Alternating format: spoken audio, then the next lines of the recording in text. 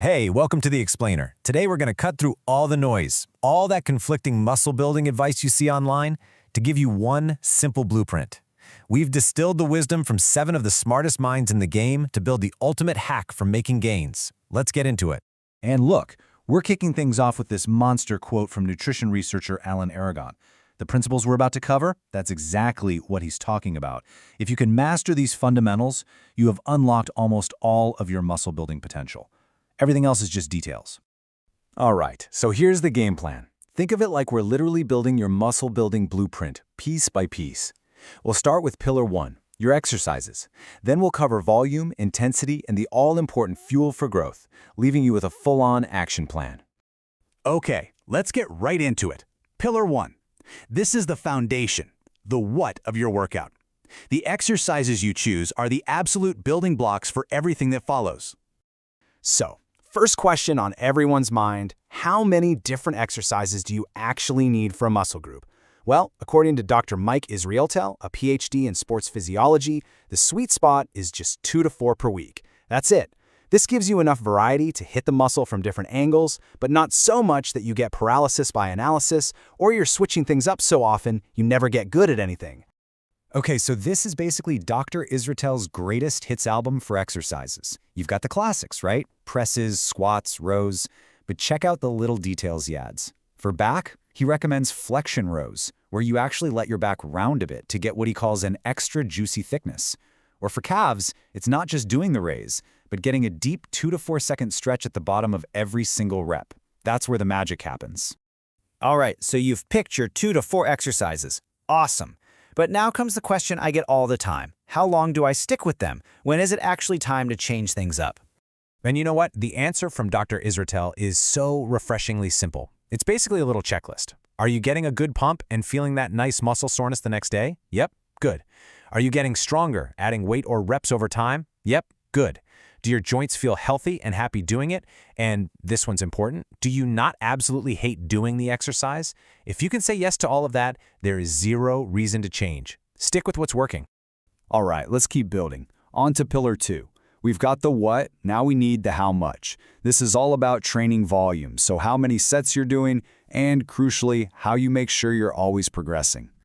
So, what's the magic number? How many sets should you actually be doing? Well, the legendary Dr. Brad Schoenfield's research points to a sweet spot, somewhere between 10 to 20 hard sets per muscle group each week. Now, he's very clear. If you're a beginner, don't worry about this number. For the first few months, your only job is to learn how to do the exercises with perfect form.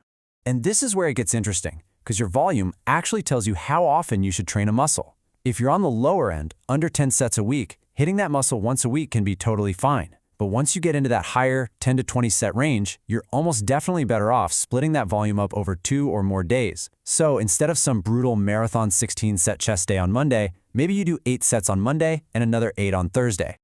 Okay, you've got your exercises, you've got your volume, but how do you make sure you're actually getting stronger week after week? That's called progressive overload. And one of the smartest, most foolproof ways to do it is with a method called double progression. It's so simple. First, you add reps. Then, you add weight. And here's how simple it is to use. Let's walk through it. First, you pick a rep range, say 8 to 12 reps. Your only goal with a certain weight is to add reps each workout. Maybe week 1 you get 8, week 2 you get 9, and so on. Once you can hit 12 reps with good form, and only then, you add a tiny bit of weight. Your reps will probably drop back down to 8 or 9, and you just start the process all over again. It's a guaranteed way to get stronger without ego lifting. Okay, Pillar 3. This is where we talk about the how hard. How much should you be pushing it? We're diving into intensity, and I've got a killer new growth hack for you, backed by some really cool research. So, the age-old question, do you have to train to absolute failure on every single set to grow? Well, look at this. The data is pretty clear. Going to total failure gives you 100% of the growth stimulus from that set. Makes sense. But look at this. Stopping just 2 reps short still gets you 90% of the gains. You're getting almost all of the bang for way less of the buck, fatigue-wise. So what do you do with that info? Here's the simple, practical advice from Josh at Data Driven Strength. For most of your sets, leave 2 or 3 good reps in the tank. This lets you recover better. But for that very last set of an exercise, go for it.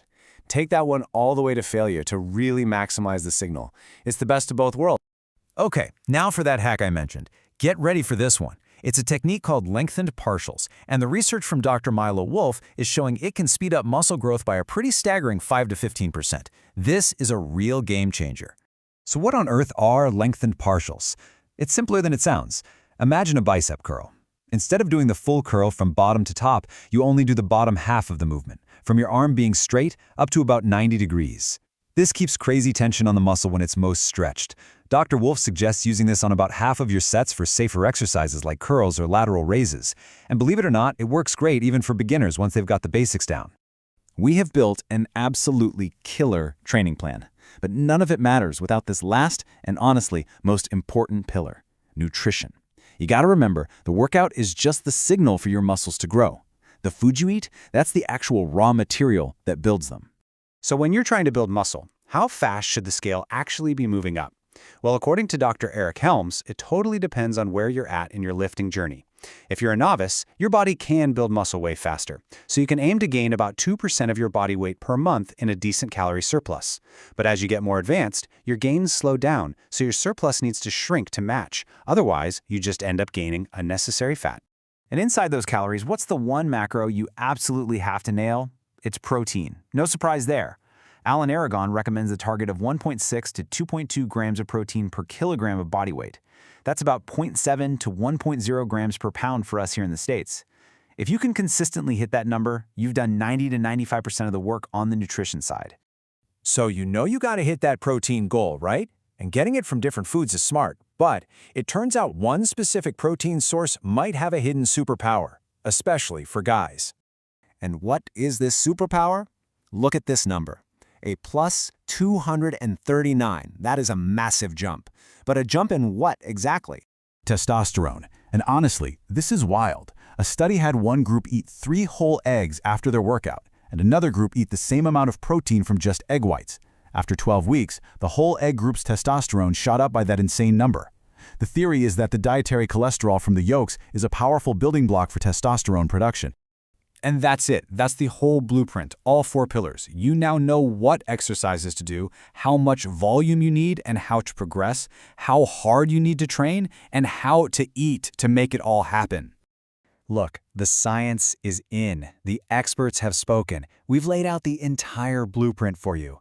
Now there's just one thing left to do. You have the plans. The question is, what are you going to build with them?